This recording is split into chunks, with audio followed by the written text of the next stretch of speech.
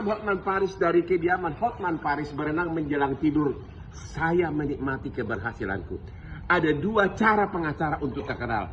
Satu, dengan menangani kasus sendiri karena memang dia terpilih sebagai pengacara hebat sehingga dia dipanggil oleh klien menangani kasus benar-benar karena kualitas. Ada juga pengacara yang ikut nebeng-nebeng kasus orang agar masuk TV. Ya, agar nenek kakeknya di kampung melihat, oh udah masuk cucu saya jadi pengacara. Ya, ada 1001 cara ke Roma memang. Tapi belakangan ini banyak oknum yang nebeng kasus agar masuk TV. Kalau Hotman Anda sendiri lihat, host TV di mana-mana, oke? Selamat berjuang di ibu kota, saudara-saudara. Salam Hotman Paris.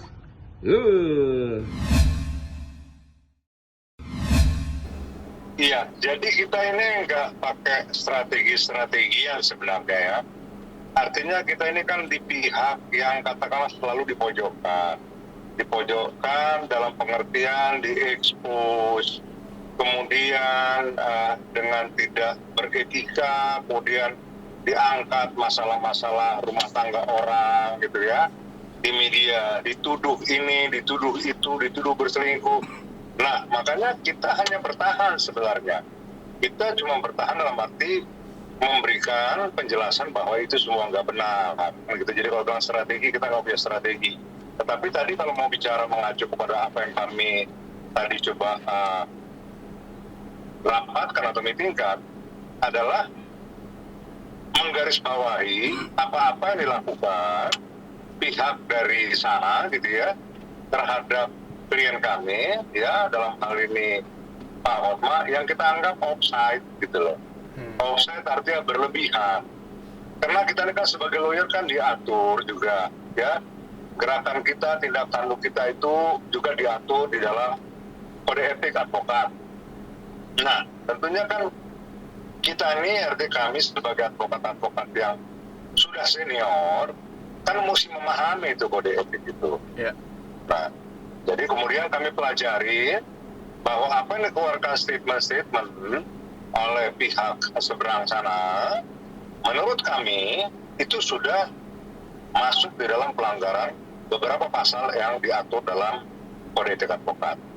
Ya untuk itu kami sudah sepakat bahwa dalam waktu dekat kami akan segera melaporkan saudara HP ya ke Dewan Kehormatan Pradi agar dia itu diperiksa dan dilakukan persidangan atau digelar persidangan, ya kan, supaya dia dijatuhkan sanksi terhadap pelanggaran-pelanggaran kode etik yang dilakukannya diukur dari kode etik yang mengatur perilaku advokat secara umum. Ya, dua hal aja dulu ya, yang paling gampang kita melakukan penilaian.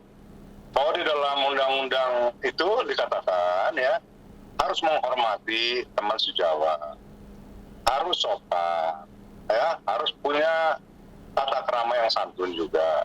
Nah, kalian kan bisa lihat apa yang disampaikan melalui di media itu kata-kata tuh santun apa enggak, ya kan?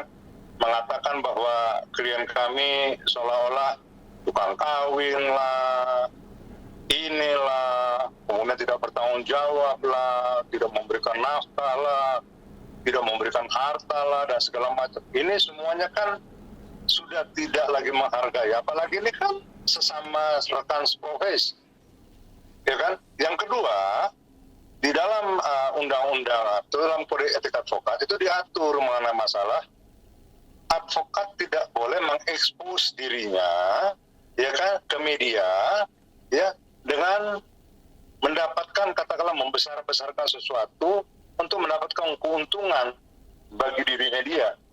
Seperti yang beberapa kali disampaikan bahwa advokat itu kan bekerja kan di ranah hukum, bukan di media gitu. Nah, kalau memang ada memang hal-hal yang mesti mereka perjuangkan dari sisi hukumnya, kan ada peradilan, silakan menggugat. Kalau dianggap ada perbuatan pidana, silahkan dilaporkan gitu. Tetapi dari awal kan itu kan dilakukan. Yang udah itu klien kami itu dibikin bulan-bulanan gitu, dipermalukan setiap hari gitu melalui media, diejek, dienyek dan segala macam melalui media TV ataupun juga melalui media online. Nah ini saya bilang sudah offside. Begitu penjelasannya. Ya kan kita mulai ini kan nggak ada api nggak ada asap. Siapa yang mulai gitu? Siapa sih yang mengekspos ini ke media coba? Ya. Apakah pernah klien kami dalam arti ini Hotma Sitompul pernah mengekspos, malah dia diam, dia nggak mau ngomong, justru dia diam supaya dia mengharap bahwa ini beritanya kereda sendiri. Tapi ternyata begitu gencarnya pihak sana selalu tiap hari tampil, membuat blunder-blunder. Apa untungnya mesti wawancara, datang ke rumah lah, segala macam, disetting, ketok-ketok pintu dan lain sebagainya. Itu udah berlebih-lebihan. Kemudian mengenyeknya setiap hari melalui Instagram atau melalui media-media online, melalui video-video, ya kan? Ya. Dengan ngenyek lah, seolah-olah nih klien kami ini adalah figur atau orang yang katakanlah suka kawin cerai lah, tidak bertanggung jawab dan segala macam. Dia mesti tahu bahwa ukuran orang itu bertanggung jawab apa enggak tidak hanya semata-mata dari orang berpisah segala macam. Jadi kalau orang nggak berpisah, berarti katakanlah rumah tangga yang katakan kelihatannya seolah-olah memang tidak pernah bermasalah dalam arti lembaga perkawinannya bubar, sudah benar. Apakah keluarganya dia benar? Ya. Ngaca dulu dong. Apakah keluarganya dia benar? Belum tentu, ya kan? Kemudian dalam menangani perkara, tanganinlah kasusnya. Bukan dengan mengatakan, wah dia sama saya punya harta lebih banyak, saya punya ini lebih banyak. Siapa yang peduli dengan hartamu? Kita nggak makan dari hartamu kok. Kalau memang kamu mau mengandalkan hartamu, kalau memang benar, jual hartamu. Kasih sama orang-orang yang membutuhkan. Baru top. Tapi kalau kamu punya harta, kamu nikmati sendiri, kamu katakan, saya punya ini, saya punya itu, saya punya ruko 100, saya punya apartemen 100. Ya makan aja apartemen sama rukomu. Ya. Emang kita menikmati ruko sama apartemenmu? Kita nggak makan kok. Iya. Itu. You mati juga nggak dibawa kok. Gitu. Iya bang. Apa yang berikan you bawa. Jadi nggak usah panggar-panggar. Di atas langit masih ada langit. Apakah HP itu orang yang paling kaya? Enggak juga. Kaya itu banyak diukur. Bisa kaya harta, bisa kaya hati juga. Gitu? Ya, bang. Jadi jangan cuma semata-mata karena itu. Dunia ini sementara, nggak usah begitu. Banyak orang lebih kaya, oh konglomerat. Di Indonesia ini nggak ada kok kayak gitu kelakuannya. Baru ini satu orang saya lihat ini di Indonesia, yang tiap hari mengenai mengekspos apa yang dia punya. Gitu. Ya, Saya bang. cuma tanya satu aja nih. Ya kan, melalui kesempatan kali ini. Emang kita nikmatin dia punya harta kan enggak? Terus apa? Kita nggak pernah makan duit dia nggak pernah traktir kita pun makan bakmi. Terus dia membangga-banggakan, forward gitu loh. Dan ingat, serangan-serangan yang dilakukan kepada klien kami, itu kami lihat, kami nilai semuanya. Dan lihat ke depan, banyak hal-hal yang bisa kami lakukan untuk mengcounter balik. Seperti kata pepatah bilang, siapa yang menabur angin, dia akan...